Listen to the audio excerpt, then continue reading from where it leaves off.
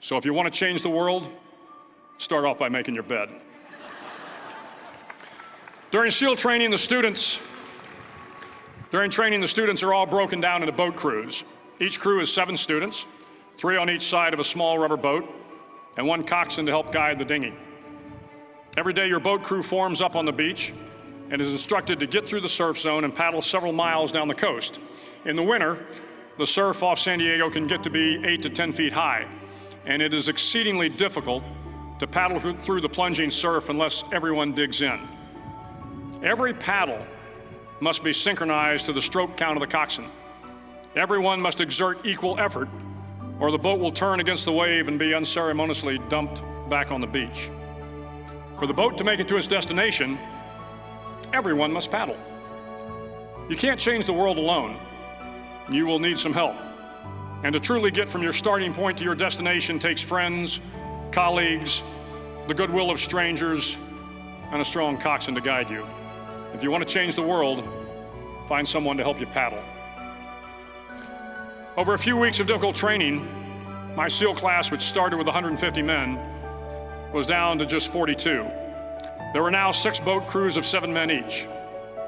I was in the boat with the tall guys, but the best boat crew we had was made up of the little guys, the Munchkin crew, we called them. No one was over 5'5". The Munchkin boat crew had 1 American Indian, 1 African American, 1 Polish American, 1 Greek American, 1 Italian American, and 2 tough kids from the Midwest. They out-paddled, outran, and outswam all the other boat crews. The big men in the other boat crews would always make good-natured fun of the tiny little flippers the Munchkins put on their tiny little feet prior to every swim. But somehow these little guys from every corner of the nation and the world always had the last laugh, swimming faster than everyone and reaching the shore long before the rest of us. SEAL training was a great equalizer. Nothing mattered but your will to succeed, not your color, not your ethnic background, not your education, not your social status. If you want to change the world, measure a person by the size of their heart, not by the size of their flippers. Several times a week, the instructors would line up the class and do a uniform inspection. It was exceptionally thorough.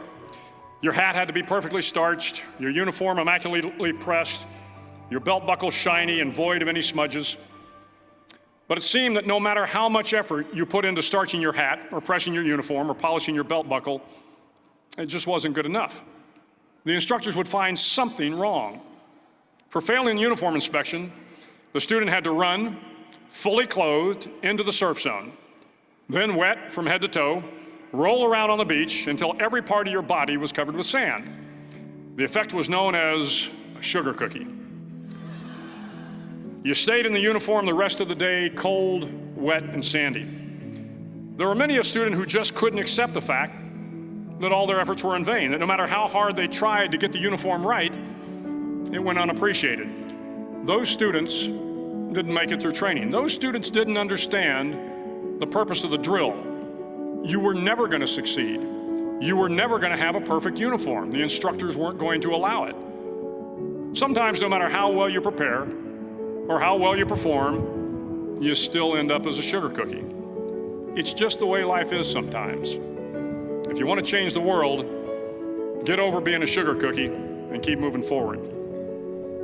Every day during training, you were challenged with multiple physical events: long runs, long swims, obstacle courses, hours of calisthenics, something designed to test your mettle. Every event had standards, times you had to meet. If you failed to meet those times, those standards, your name was posted on a list, and at the end of the day, those on the list were invited to a circus.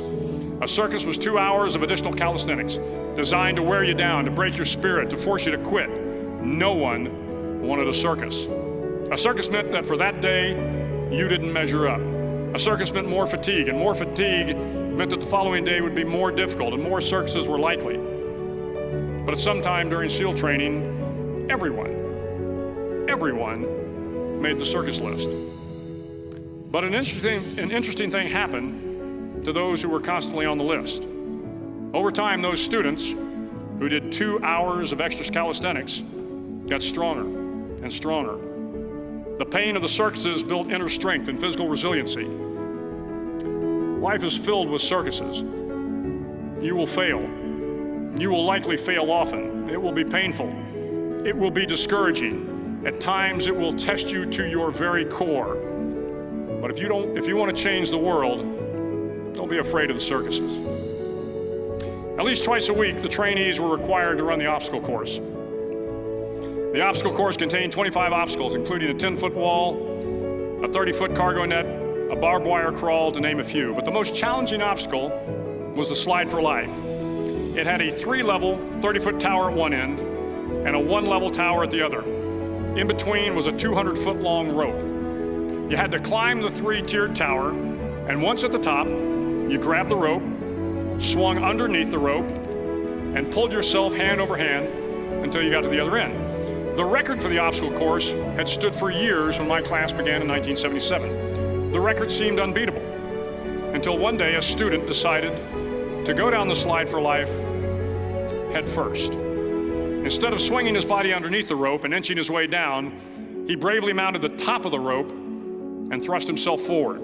It was a dangerous move, seemingly foolish and fraught with risk. Failure could mean injury and being dropped from the course. Without hesitation, the student slid down the rope perilously fast. Instead of several minutes, it only took him half that time. And by the end of the course, he had broken the record. If you want to change the world, sometimes you have to slide down the obstacles head first.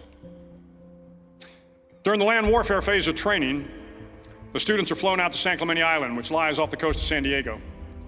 The waters off San Clemente are a breeding ground for the great white sharks. To pass SEAL training, there are a series of long swims that must be completed. One is the night swim. Before the swim, the instructors joyfully brief the students on all the species of sharks that inhabit the waters off San Clemente. They assure you, however, that no student has ever been eaten by a shark, at least not that they can remember. But you are also taught that if a shark begins to circle your position, stand your ground. Do not swim away. Do not act afraid. And if the shark, hungry for a midnight snack, darts towards you, then summons up all your strength and punch him in the snout, and he will turn and swim away. There are a lot of sharks in the world. If you hope to complete the swim, you will have to deal with them. So if you want to change the world, don't back down from the sharks. As Navy SEALs, one of our jobs is to conduct underwater attacks against enemy shipping. We practice this technique extensively during training. The ship attack mission is where a pair of SEAL divers is dropped off outside an enemy harbor and then swims well over 2 miles underwater, using nothing but a depth gauge and a compass to get to the target.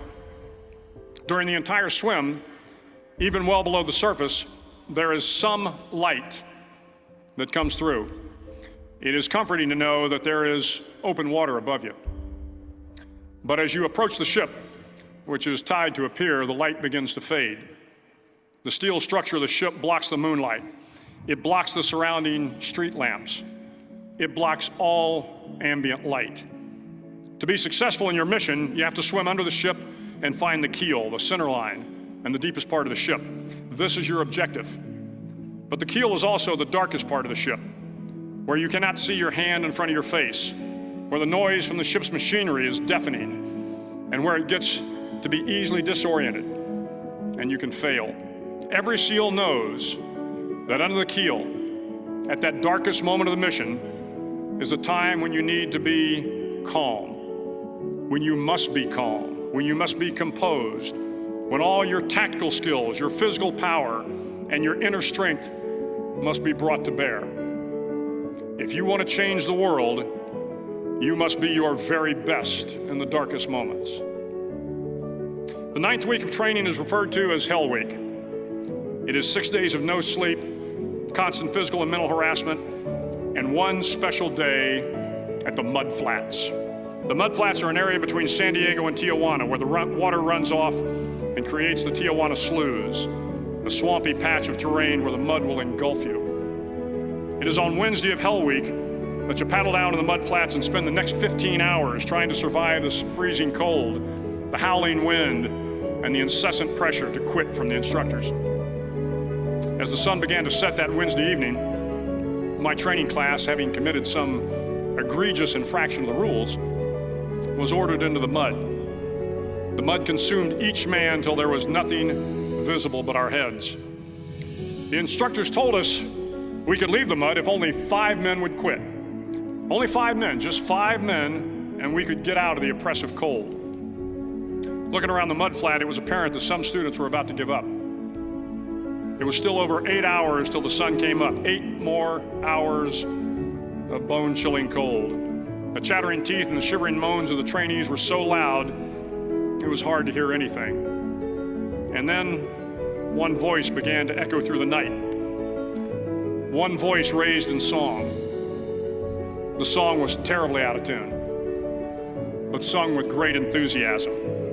One voice became 2, and 2 became 3, and before long, everyone in the class was singing. The instructors threatened us with more time in the mud if we kept up the singing, but the singing persisted. And somehow the mud seemed a little warmer, and the wind a little tamer, and the dawn not so far away. If I have learned anything in my time traveling the world, it is the power of hope. The power of one person, a Washington, a Lincoln, King, Mandela, and even a young girl from Pakistan, Malala. One person can change the world by giving people hope. So if you want to change the world, start singing when you're up to your neck in mud. Finally, in SEAL training, there's a bell. A brass bell that hangs in the center of the compound for all the students to see. All you have to do to quit is ring the bell. Ring the bell, and you no longer have to wake up at 5 o'clock. Ring the bell, and you no longer have to be in the freezing cold swims. Ring the bell, and you no longer have to do the runs, the obstacle course, the PT, and you no longer have to endure the hardships of training. All you have to do is ring the bell to get out. If you want to change the world, don't ever, ever ring the bell. To the class of 2014, you are moments away from graduating, moments away from beginning your journey through life, moments away from starting to change the world for the better. It will not be easy, but you are the class of 2014, the class that can affect the lives of 800 million people in the next century. Start each day with a task completed. Find someone to help you through life. Respect everyone. Know that life is not fair and that you will fail often. But if you take some risks, step up when the times are the toughest, face down the bullies, lift up the downtrodden, and never, ever give up. If you do these things, the next generation and the generations that follow will live in a world far better than the one we have today. And what started here will indeed have changed the world for the better. Thank you very much. Hook 'em horns.